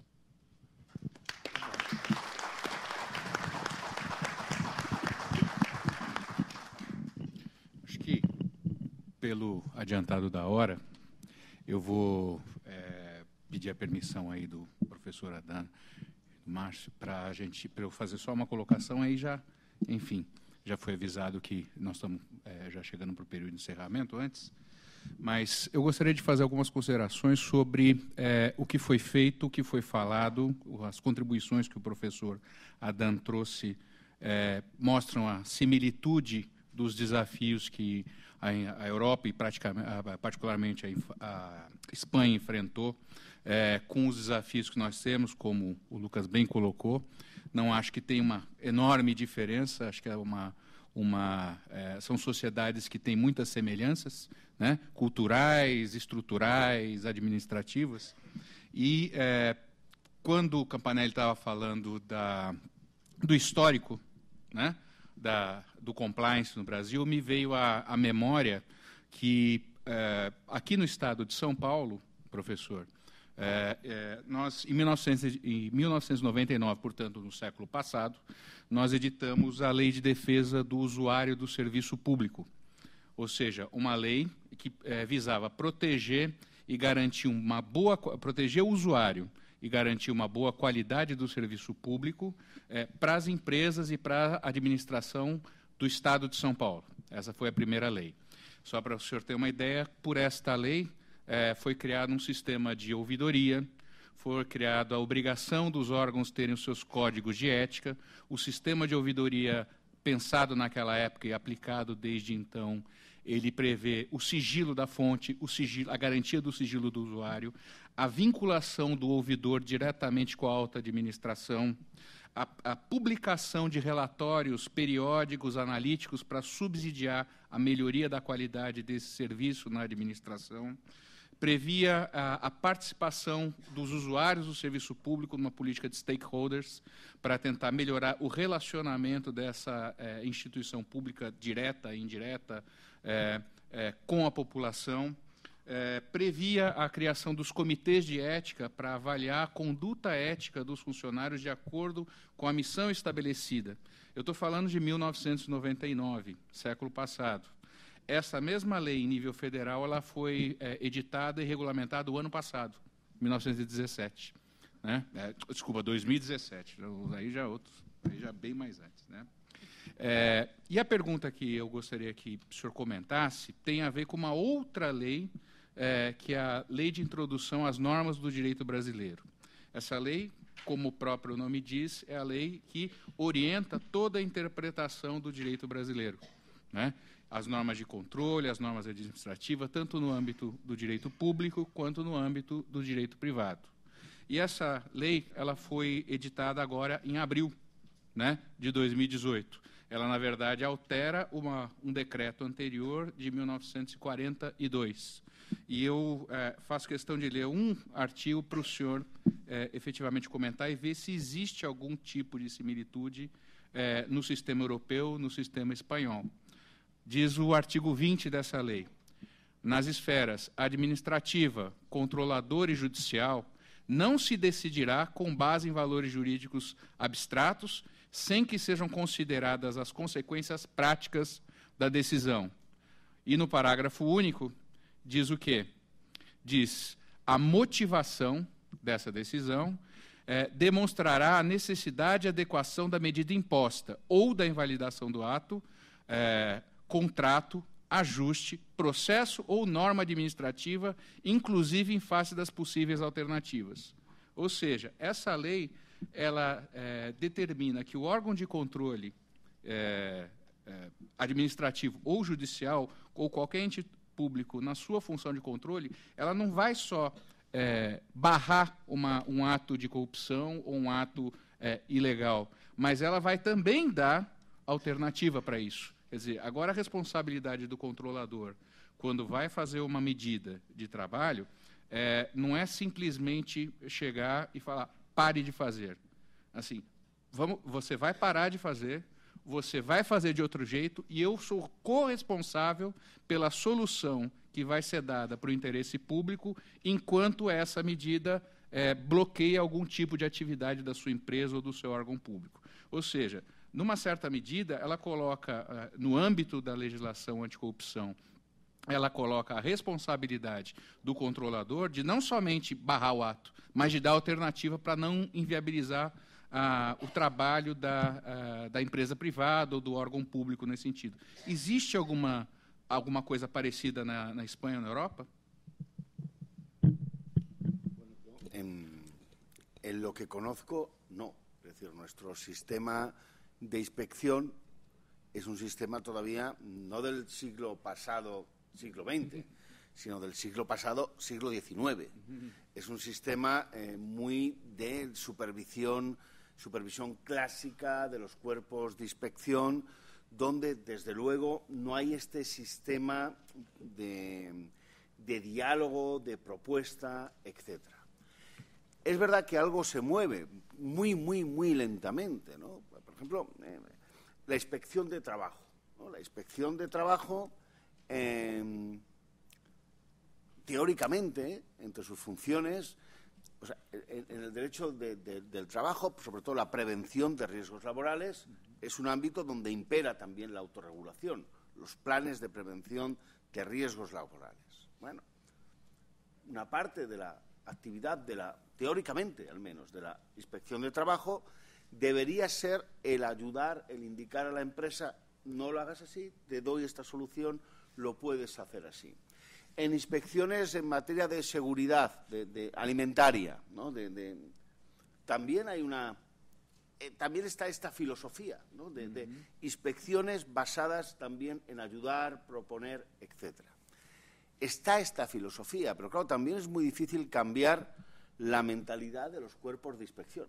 Los cuerpos de inspección están también acostumbrados a medir determinados parámetros puramente formales de cumplimiento con la ley, y es muy difícil sacarlos de ahí. Es decir, si queremos seguir la senda de la autorregulación, lo que no tenemos que hacer es reglamentarla en exceso. Es decir, yo creo que debemos creer en la autorregulación, hacer algún tipo de autorregulación regulada, es verdad, dar unas indicaciones muy generales, pero después confiar en la flexibilidad. Porque los tipos de situaciones que pueden existir en organizaciones públicas son muy diversas. Claro, si uno hace una ley pensando de autorregulación de empresa pública, la hace pensando en Petrobras, claro, esto es una realidad muy determinada. Pero al menos en España encontramos empresas públicas municipales donde hay 15 trabajadores. Claro, no tiene que ver nada, ¿no? Entonces, también este empeño que se observa en el legislador de dar demasiadas pautas de autorregulación me parece equivocado, ¿no? Yo, continuando con lo que decía antes Eduardo, yo creo que deberíamos dar más espacios de libertad a cada organización para que vea lo que estime conveniente, implantar estas agencias que, bueno, ayudaran a construir los sistemas de autorregulación y luego encontrar parámetros de eficacia. Y ver, o sea, es bueno además que existan muchos sistemas de autorregulación distintos, porque podemos comparar. O sea, el problema de la ley es que tenemos la ley y esto es lo que hay que hacer. Y es muy difícil evaluar porque no hay nada con lo que comparar. En la autorregulación no tenemos ese problema. Podemos tener distintos sistemas, distintos modelos de autorregulación, de programas de cumplimiento dentro de las administraciones, dentro de las empresas, determinadas experiencias. Entonces, no tenemos que tender a la uniformidad de todo. Debemos, es más, fomentar la diversidad e ir haciendo buenas prácticas, qué funciona, qué no funciona. Y yo creo que esto sería un buen camino, un buen camino para mejorar en cumplimiento normativo en todos los sectores.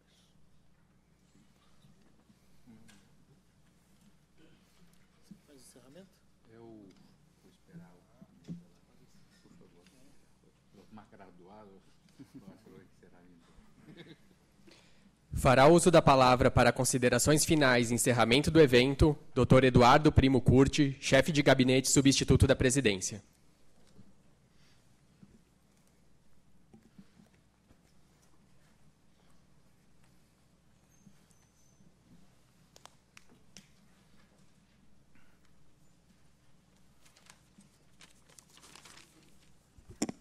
Boa tarde a todos os presentes. Cumprimentando todos os que apresentaram o seminário, com uma honra receber o professor Adrien Neto Martim, o Márcio Campanelli Moreira, o Eduardo Saad Diniz, o Lucas Augusto Pontes Campos e o Marco Aurélio Martorelli.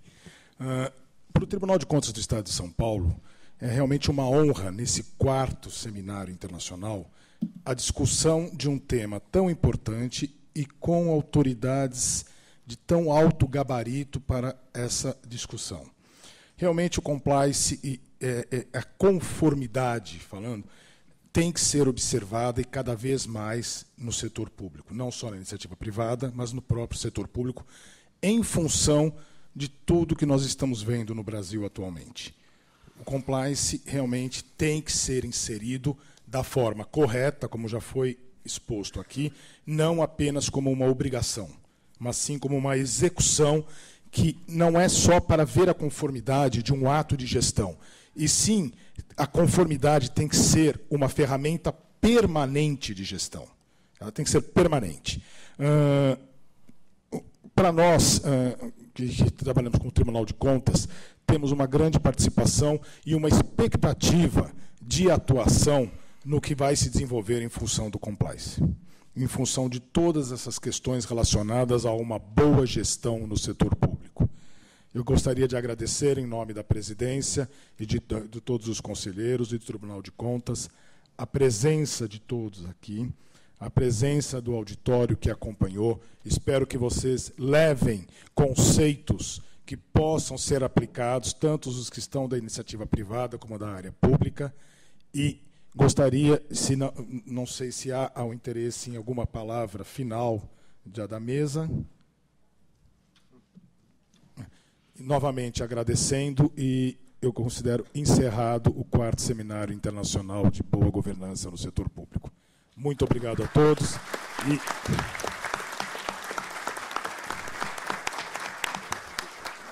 parabéns a todos pelo exposto.